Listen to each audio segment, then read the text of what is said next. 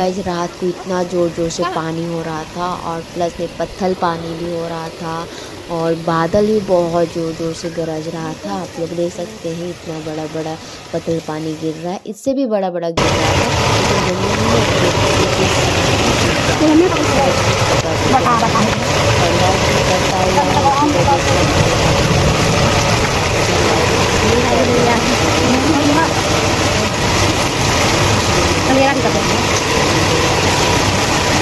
बहुत देर तक पत्थर पानी गिरा और पूरा आंगन में वाइट वाइट हो गया था। आप लोग देख सकते हैं कितना वाइट वाइट हो गया।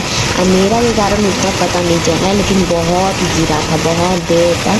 और बारिश तो मानो तो रात भर बारिश हुई है ना, और फिर बादल भी एकदम गरज रहा था। रात को नींद भी नहीं आ रहा था।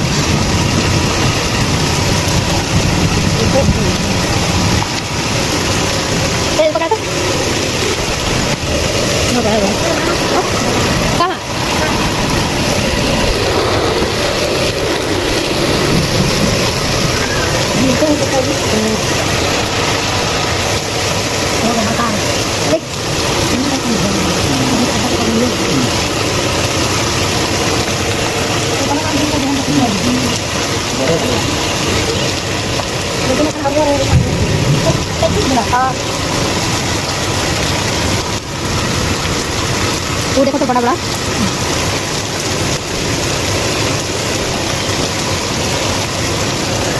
अंधेरा भी